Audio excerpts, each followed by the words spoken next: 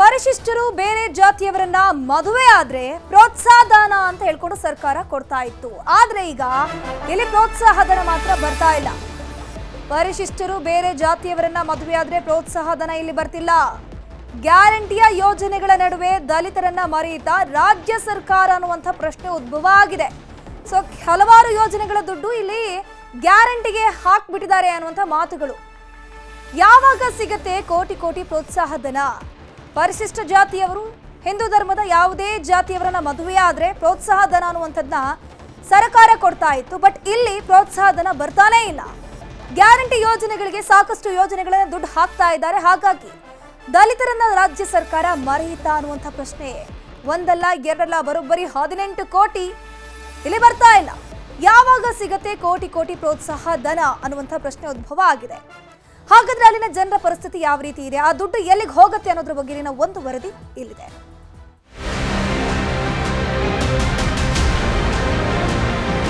ಸಮಾಜದಲ್ಲಿ ಜಾತಿ ಪದ್ಧತಿ ಕೊನೆಗೊಳ್ಳಲಿ, ಅಸ್ಪೃಶ್ಯತೆ ನಶಿಸಿ ಹೋಗಲಿ ಅಂತ ಅಂತರ್ಜಾತೀಯ ವಿವಾಹಕ್ಕೆ ಎಲ್ಲ ಸರ್ಕಾರಗಳು ಪ್ರೋತ್ಸಾಹ ನೀಡುತ್ತಾ ಬಂದಿವೆ. ಪರಿಶಿಷ್ಟರು ಇನ್ನುಳಿದ ಜಾತಿಗಳ ಯುವಕ ಅಥವಾ ಯುವತಿಯರನ್ನ ಮದುವೆಯಾದರೆ ಅದಕ್ಕೆ ಪ್ರೋತ್ಸಾಹ ಧನವನ್ನು ನೀಡುತ್ತಾ ಬಂದಿದೆ. ಆದರೆ ಇತ್ತೀಚಿನ 3 ವರ್ಷಗಳಲ್ಲಿ ರಾಜ್ಯದಲ್ಲಿ ಅನುದಾನದ ಕೊರತೆ ಕಾಣಿಸಿದೆ. ಧಾರವಾಡ ಜಿಲ್ಲೆಯಲ್ಲಿ ಇದುವರೆಗೂ 13 ಕೋಟಿಗೂ ಅಧಿಕ ಪ್ರೋತ್ಸಾಹ ಧನ ಬರಬೇಕಿದೆ. ಕರ್ನಾಟಕ ಘನ ಸರ್ಕಾರ ಅಂತರ್ಜಾತೀಯ ವಿವಾಹದವರಿಗೆ ಒಂದು ಪ್ರೋತ್ಸಾಹನ ಕೊಡಲಿಕ್ಕೆ ವ್ಯವಸ್ಥೆ ಮಾಡಿದ್ದಾರೆ. ಅದರ ಉದ್ದೇಶ ಏನಪ್ಪ ಅಂದರೆ ಅಂತರ್ಜಾತೀಯ ವ್ಯವಸ್ಥೆಗಳು ವಿವಾಹ ಆದಮೇಲೆ ಅವರ ಜೀವನ ನಿರ್ವಹಣೆಗೆ ಯಾವ ತೊಂದರೆ ಆಗಬಾರ್ದು ಅನ್ನೋದು ಒಂದು ಆರ್ಥಿಕ ಭದ್ರತೆ ಮತ್ತು ಜೀವನ ನಿರ್ವಹಣೆಗೆ ಒಂದು ಆಶ್ರಯ. ಸೊ ಆ ನಿಟ್ಟಿನಲ್ಲಿ ಆದಂಥ ವ್ಯವಸ್ಥೆಗೆ ಅವರು ಅರ್ಜಿ ಹಾಕಿರ್ತಾರೆ. ಅರ್ಜಿ ಹಾಕಿದ ತಕ್ಷಣ ಅವ್ರು ನೀವು ಆರ್ಥಿಕ ಭದ್ರತೆ ಅಥವಾ ಪ್ರೋತ್ಸಾಹ ಕೊಟ್ಟರೆ ಅದು ಸಾರ್ಥಕ ಆಗ್ತದೆ. ಸಾಮಾನ್ಯವಾಗಿ ಪರಿಶಿಷ್ಟ ಜಾತಿ ಮತ್ತು ಪರಿಶಿಷ್ಟ ಪಂಗಡದ ಯುವಕ ಯುವತಿಯರು ಹಿಂದೂ ಧರ್ಮದ ಇತರೆ ವರ್ಗದ ಯುವಕ ಯುವತಿಯರನ್ನ ಮದುವೆಯಾಗುವಾಗ ಸಾಕಷ್ಟು ಯಾತನೆ ಅನುಭವಿಸಿರುತ್ತಾರೆ. ಒಂದ್ ಕಡೆ ಕುಟುಂಬದವರ ವಿರೋಧವಿದ್ದರೆ ಮತ್ತೊಂದ್ ಕಡೆ ಸಮಾಜದ ವಿರೋಧ ಕೂಡ ಇರುತ್ತೆ. ಎಷ್ಟೋ ಸಂದರ್ಭಗಳಲ್ಲಿ ಸಾಮಾಜಿಕ ಬಹಿಷ್ಕಾರವಾಗುತ್ತೆ. ಇಂಥ ಶಿಕ್ಷೆಗೂ ಗುರಿಯಾಗಬೇಕಾಗುತ್ತೆ. ಇಂಥ ಸಂದರ್ಭದಲ್ಲಿ ಆರ್ಥಿಕವಾಗಿ ಸಹಾಯ ಸಿಕ್ಕರೆ ಆ ದಂಪತಿ ಕೆಲಕಾಲ ನೆಮ್ಮದಿಯಾಗಿ ಇರಬಹುದು ಅಂತಾರೆ ದಲಿತ ಮುಖಂಡರು. ಕಾಂಗ್ರೆಸ್ನವರು ಇನ್ನೂ ಅರ್ಜಿ ಹಾಕಿದರು ಆಫೀಸ್ ಅಲ್ದಾಡ್ತಾ ಇದ್ರು. ಆರ್ಥಿಕ ಸಹಾಯವನ್ನು ಬಿಡುಗಡೆ ಮಾಡಲ್ಲ. ಸಹಾಯಧನವನ್ನು ಪ್ರತಿ ಸಲ ಆಫೀಸ್ಗೆ ಹೋಗಿ ಕೇಳ್ತಾ ಇದ್ರೆ ಇವತ್ತಿಲ್ಲ ನಾಳಿಲ್ಲ ಇನ್ನೂ ಫಂಡ್ ಬಂದಿಲ್ಲ ಅಂತ ಬರೀ ಸಾಗ ಹಾಕೋದೇ ಆಗೈತಿ. ಬಟ್ ಇವ್ರಿಗೆ ಆರ್ಥಿಕವಾಗಿ ಅವರು ನಾವು ಸದೃಢ ಮಾಡ್ಬೇಕಂದ್ರೆ ಅವರು ಸಹಾಯಧನವನ್ನು ಆದಷ್ಟು ಬೇಗ ಸರ್ಕಾರ ಬಿಡುಗಡೆ ಮಾಡಬೇಕು. ಎಲ್ಲ ಕುಟುಂಬಗಳನ್ನು ವಿರೋಧ ಹಾಕ್ಕೊಂಡು ಮದುವೆನಾಗಿರ್ತಾರೆ ಅಂತರ್ಜಾತೀಯ ವಿವಾಹನ. ಅಂಥದ್ರಲ್ಲಿ ಸಹಾಯಧನನೂ ಅರ್ಜಿ ಅವ್ರಿಗೆ ಏನಾದರೂ ಅವಶ್ಯಕತೆಗೆ ಸಿಗಲಿಲ್ಲ ಅಂತಂದರೆ ಅದು ಸರಿ ಅನಿಸೋದಿಲ್ಲ. ಸರ್ಕಾರದಿಂದ ಅನುದಾನ ಬಾರದ ವಿಚಾರಕ್ಕೆ ಸಮಾಜ ಕಲ್ಯಾಣ ಇಲಾಖಾಧಿಕಾರಿಗಳು ಏನು ಹೇಳ್ತಾರೆ ಕೇಳಿ. ನಮಗೆ ಒಟ್ಟಾರೆ 260 ಅರ್ಜಿಗಳು 3 ವರ್ಷದಿಂದ ಇದಾಗಿದೆ, ಸ್ವೀಕೃತ ಆಗ್ಯಾವ. 134 ಅರ್ಜಿಗಳಿಗೆ ನಾವು ಮಂಜೂರಾತಿ ನೀಡಿ ಅನುದಾನ ಬಿಡುಗಡೆ ಮಾಡೀವಿ. 384 ಲಕ್ಷ ಬಂದಿತ್ತು, ಅಷ್ಟು ದುಡ್ಡು ಕೊಟ್ಟಿದ್ದೀವಿ. ಇನ್ನು 26 ಅರ್ಜಿ ಇದೆ, ಅದಕ್ಕೆ 354 ಲಕ್ಷಗಳ ಅನುದಾನ ಬೇಕಾಗಿದೆ. ಇದಕ್ಕೆ ಸರ್ಕಾರಕ್ಕೆ ಈಗಾಗಲೇ ಪ್ರಸ್ತಾವನೆ ಸಲ್ಲಿಸಿದೆ. ಅನುದಾನ ಬಿಡುಗಡೆ ಆದ ನಂತರ ನಿಯಮಾನುಸಾರ ದಂಪತಿಗಳಿಗೆ ಪ್ರೋತ್ಸಾಹನ ವಿತರಣೆ ಮಾಡಿ. ಈ ಸಮಸ್ಯೆ ಕೇವಲ ಧಾರವಾಡ ಜಿಲ್ಲೆಗಷ್ಟೇ ಸೀಮಿತವಾಗಿಲ್ಲ. ಬದಲಿಗೆ ರಾಜ್ಯದ ಎಲ್ಲಾ ಕಡೆಗಳಲ್ಲೂ ಇಂಥದ್ದೇ ಸಮಸ್ಯೆ ಇದೆ. ದಯಮಾಡಿ ಅಹಿಂದ ಸಿಎಂ ಅಂತಾನೆ ಫೇಮಸ್ ಆಗಿರೋ ಸಿಎಂ ಸಿದ್ದರಾಮಯ್ಯ ಮತ್ತು ಸಚಿವ HC ಮಹಾದೇವಪ್ಪ ಈ ಬಗ್ಗೆ ಗಮನ ಹರಿಸಬೇಕಿದೆ. ಮಂಜುನಾಥ್ ಯಡಹಳ್ಳಿ, ನ್ಯೂಸ್ 18 ಧಾರವಾಡ.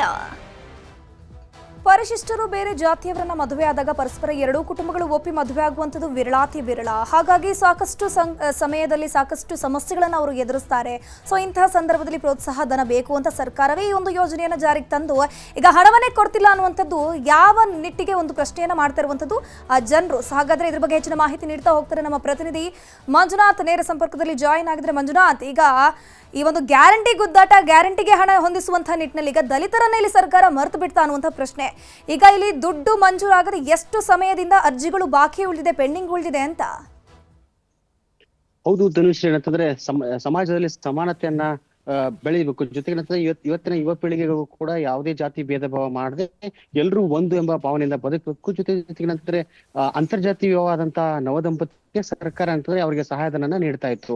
ಆದ್ರೆ ಕಾಂಗ್ರೆಸ್ ಸರ್ಕಾರ ಅಧಿಕಾರಕ್ಕೆ ಬಂದ ಬಳಿಕ ಏನಂತಂದ್ರೆ ಗ್ಯಾರಂಟಿ ಯೋಜನೆಗಳಿಗೆ ಅನುಷ್ಠಾನ ಬಂದಾಗಿನಿಂದ ಇನ್ನುಳಿದಂತ ಏನು ಯೋಜನೆಗಳಿಗೆ ಅನುದಾನದ ಕೊರತೆ ಇರೋದಕ್ಕೂ ಇದೊಂದು ಯೋಜನೆ ಸಾಕ್ಷಿಯಾಗಿದೆ ಅಂತ ಹೇಳ್ಬೋದು. ಈಗಾಗಲೇ ಧಾರವಾಡದ ಜಿಲ್ಲೆಯಲ್ಲಿ ಕೂಡ ಏನಂತಂದ್ರೆ 2023ರಿಂದ 2026ರವರೆಗೆ ಅಂತಂದ್ರೆ 792 ಅರ್ಜಿಗಳು ಬಂದಿತ್ತು. ಯಾಕಂತಂದ್ರೆ ಅಂತರ್ಜಾತೀಯವಾದಂತಹ ನವದಂಪತಿಗಳು ಎರಡು ಕುಟುಂಬದಸ್ಥರ ವಿರೋಧ ಇರ್ಬೋದು, ಜೊತೆಗೆ ಅಲ್ಲಿ ಗ್ರಾಮಸ್ಥರು ಇರ್ಬೋದು, ಸಮಾಜದ ವಿರೋಧ ಹಾಕೊಂಡು ಅವರು ಮದುವೆ ಆಗಿರ್ತಾರೆ. ಅಂತ ದಂಪತಿಗಳಂತಂದ್ರೆ 792 ಅರ್ಜಿಗಳು ಧಾರವಾಡ ಜಿಲ್ಲೆಯಲ್ಲಿ ಸ್ವೀಕೃತ ಆಗಿದ್ದು. ಆದ್ರೆ ಇದಕ್ಕೆ ಕೇವಲ 3 ವರ್ಷದಲ್ಲಿ 244 ಅರ್ಜಿಗಳು ಮಾತ್ರ ಇಲ್ಲಿ ಏನಂತಂದ್ರೆ ಅನುದಾನ ಜೊತೆಗೆ ಏನಂತಂದ್ರೆ ಅವ್ರ ಸಹಾಯಧನವನ್ನ ನೀಡಲಾಗಿದೆ. ಇನ್ನುಳಿದಂತ 584 ಅರ್ಜಿಗಳಿಗೆ ಇವತ್ತಿಗೂ ಕೂಡ ಏನಂತಂದ್ರೆ ನವದಂಪತಿಗಳು ಕಚೇರಿಯಿಂದ ಕಚೇರಿಗೆ ಅಲ್ದಾಡುವಂತ ಸ್ಥಿತಿ ನಿರ್ಮಾಣ ಆಗಿದೆ. ಇದಕ್ಕೆ ಪ್ರಮುಖ ಕಾರಣ ಅಂತಂದ್ರೆ ಕಾಂಗ್ರೆಸ್ ಸರ್ಕಾರ ಅಧಿಕಾರಕ್ಕೆ ಬಂದಾಗಿಂದ ಗ್ಯಾರಂಟಿ ಯೋಜನೆನ ಬಿಟ್ಟು ಇನ್ನುಳಿದ ಯೋಜನೆಗಳಿಗೆ ಅನುದಾನ ಏನು ಕತ್ತರಿ ಹಾಕಿದೆ. ಇದಕ್ಕೆ ಈ ಒಂದು ಯೋಜನೆ ಕೂಡ ಸಾಕ್ಷಿಯಾಗಿರೋದು ಕಂಡು ಬರ್ತಾ ಇದೆ. ಈಗಾಗಲೇ ಧಾರವಾಡ ಜಿಲ್ಲೆಯಲ್ಲಿ ಕೂಡ 13 ಕೋಟಿ ಅನುದಾನ ಇದಕ್ಕೆ ಬೇಕಾಗಿದೆ. ಈ ವಿಚಾರ ಏನಂತಂದ್ರೆ ಸಮಾಜ ಕಲ್ಯಾಣ ಇಲಾಖೆಯ ಅಧಿಕಾರಿ ಜಂಟಿ ನಿರ್ದೇಶಕರು ಕೂಡ ಪ್ರಸ್ತಾವನೆ ಕೂಡ ಸರ್ಕಾರಕ್ಕೆ ಕಳಿಸಿದ್ರು ಕೂಡ ಈವರೆಗೂ ಕೂಡ ಅನುದಾನ ಬಿಡುಗಡೆ ಆಗಿಲ್ಲ. ಒಂದ್ ಕಡೆ ಸರ್ಕಾರ ಏನು ಸಿಎಂ ದಲಿತ ಸಿಎಂ ಒಂದು ಮತ್ತು ಅಹಿಂದ ಸಿಎಂ ಒಂದು ಹೇಳಿಕೆಯನ್ನ ಮಾಡ್ಕೊಳ್ಳೋದು, ಜೊತೆಗೆ ದೊಡ್ಡದಾಗಿ ಭಾಷಣ ಮಾಡುವಂತ ಸಿಎಂ ಅವರು ಇರ್ಬೋದು.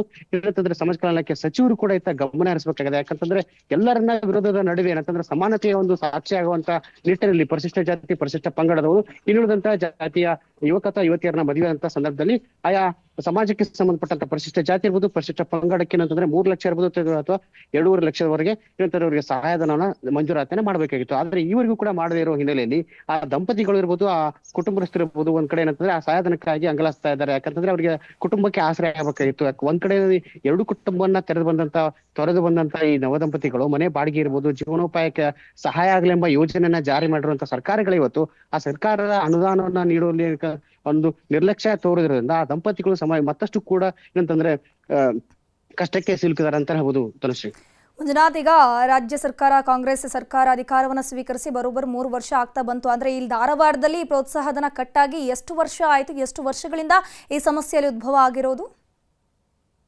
ತನುಶ್ರೀ, ಈಗಾಗಲೇ ಕೂಡ ನಾವು ಮಾಹಿತಿ ಪಡೆದಿರೋ ಹಾಗೆ ಕಾಂಗ್ರೆಸ್ ಸರ್ಕಾರಕ್ಕೆ ಅಧಿಕಾರ ಬಂದ ತಕ್ಷಣದಿಂದ, ಯಾಕಂದ್ರೆ ಈವರೆಗೂ ಕೂಡ ಈ 2023ರಿಂದ ಈವರೆಗೂ ಕಳೆದ 3 ವರ್ಷದಿಂದ ಏನಂತಂದ್ರೆ ಕಾಂಗ್ರೆಸ್ ಸರ್ಕಾರ ಆಡಳಿತಕ್ಕೆ ಬಂದಿದೆ. ಅದೇ ರೀತಿಯಾಗಿ 2023ರಿಂದ 2026ವರೆಗೆ ಏನಂತಂದ್ರೆ ಇಲ್ಲಿ ಕೂಡ ಏನಂತಂದ್ರೆ ಸಮಾಜ ಕಲ್ಯಾಣ ಇಲಾಖೆಯ ಬಂದುವಂತ ಯೋಜನೆಯಲ್ಲಿ ಏನಂತಾರೆ ಅಂತರ್ಜಾತಿ ವಿವಾಹ ಆದಂತಹ ದಂಪತಿಗಳಿಗೆ ಸಹಾಯಧನವನ್ನ ನೀಡುವಂತ ಯೋಜನೆಗೆ ಕತ್ತರಿ ಬಿದ್ದಿದೆ ಅನುದಾನಕ್ಕೆ ಅಂತ ಹೇಳ್ಬೋದು. ಇದಕ್ಕೆ ಪ್ರಮುಖ ಕಾರಣ ಅಂತಂದ್ರೆ ಈ ಕಾಂಗ್ರೆಸ್ ಸರ್ಕಾರದ ಒಂದು ಗ್ಯಾರಂಟಿ ಯೋಜನೆ ಅನುಷ್ಠಾನ ಇದಕ್ಕೆ ಪ್ರಮುಖ ಆಗಿದೆ. ಈಗಾಗಲೇ ಕೂಡ ಅನುದಾನದ ಕೊರತೆ ಇದೆ ಎಂಬುದು ಕೂಡ ಇದು ಸಮಾಜ ಕಲ್ಯಾಣ ಇಲಾಖೆಯ ಜಂಟಿ ನಿರ್ದೇಶಕರು ಕೂಡ ಹೇಳಿದ್ದಾರೆ. ಒಂದ್ ಕಡೆ ಸಮಾಜಕ್ಕೆ ಸರ್ಕಾರಕ್ಕೆ ಈಗಾಗಲೇ ಕೂಡ ಹಲವಾರು ಬಾರಿ ಪ್ರಸ್ತಾವನೆ ಕಳಿಸಿದ್ರು ಕೂಡ ಸರ್ಕಾರ ಅನುದಾನ ಬಿಡುಗಡೆ ಮಾಡುವಲ್ಲಿ ನಿರ್ಲಕ್ಷ್ಯ ತೋರ್ತಾ ಇದೆ. ಈ ವಿಚಾರವಾಗಿ ಕೂಡ ಏನಂತಂದ್ರೆ ಇನ್ನೂ ಕೂಡ ಏನಂತಂದ್ರೆ 13 ಕೋಟಿ ಬಿಡುಗಡೆ ಆಗೋಲು ಕೂಡ ಇದೆ. ಇನ್ನೂ ಕೂಡ ಏನಂತಂದ್ರೆ ಪ್ರತಿ ವರ್ಷ ಕೂಡ ಏನಂತಂದ್ರೆ ದಿನ ಕಳೆದಂತೆ ಕೂಡ ಅಂತರ್ಜಾತೀಯ ಆದಂತ ದಂಪತಿಗಳಿರ್ಬೋದು, ಆ ಅರ್ಜಿಗಳು ಕೂಡ ಇನ್ನೂ ಕೂಡ ಬರ್ತಾನೆ ಇದಾವೆ. ಆದ್ರೆ ಅನುದಾನ ಮಾತ್ರ ಬರ್ತಾ ಇಲ್ಲ. ಈ ಹಿನ್ನೆಲೆಯಲ್ಲೂ ಕೂಡ ಏನಂತಂದ್ರೆ ಅಂತರ್ಜಾತಿ ವಿವಾಹನ ಜೊತೆಗೆ ಪ್ರೋತ್ಸಾಹ ಮಾಡಬೇಕಂತ ಸರ್ಕಾರವೇ ಆ ಅಂತರ್ಜಾತೀಯವಾದಂತ ದಂಪತಿಗಳ ಒಂದು ಅವ್ರಿಗೆ ನೀಡಬೇಕಂತ ಸೌಲಭ್ಯ ಇರ್ಬೋದು, ಜೊತೆಗೆ ಸಹಾಯಧನಕ್ಕೆ ಒಂದು ಕೊಕ್ ನೀಡಿದೆ ಅಂತ ಹೇಳ್ಬೋದು, ಕತ್ತರಿ ಹಾಕಿದೆ ಅಂತ ಹೇಳ್ಬೋದು. ಈಗಾಗಲೇ ಕೂಡ ದಂಪತಿಗಳು ಇರ್ಬೋದು, ಆ ಸಂಬಂಧಪಟ್ಟಂತವರು ಕೂಡ ಅರ್ಜಿದಾರರು ಕೂಡ ಏನಂತಂದ್ರೆ ಸಮಾಜ ಕಲ್ಯಾಣ ಇಲಾಖೆ ದಿನನಿತ್ಯ ಅಲ್ದಾಡುವಂತ ಪರಿಸ್ಥಿತಿ ನಿರ್ಮಾಣ ಆಗಿದೆ. ಅಲ್ಪ ಸ್ವಲ್ಪ ಬಂದಂತ ಹಣದಿಂದ 2 ದಂಪತಿಗಳಿಗೂ ತಮ್ಮ ಜೀವನನ ರೂಪಿಸಿಕೊಳ್ಳಕ್ಕೆ ಒಂದು ಅನುಕೂಲ ಆಗ್ತಾ ಇತ್ತು. ಆದ್ರೆ ಏಕಾಏಕಿಯಾಗಿ ಏನಂತಂದ್ರೆ ಅನುದಾನದ ಕೊರತೆಯಿಂದ ಈಗಾಗಲೇ ಕೂಡ ಪರಿಶಿಷ್ಟ ಜಾತಿ ಪರಿಶಿಷ್ಟ ಪಂಗಡದವರನ್ನ ಅಂತರ್ಜಾತಿ ವಿವಾಹನ ಆಗಿದ್ದಾರೆ. ಅವರು ಒಂಥರ ಆರ್ಥಿಕ ಸಂಕಷ್ಟಕ್ಕೆ ಸಿಲುಕಿದ್ದಾರೆ ಅಂತ ಹೇಳ್ಬೋದು. ಥ್ಯಾಂಕ್ ಯು ಮಂಜುನಾಥ್, ತಮ್ಮೆಲ್ಲ ಮಾಹಿತಿ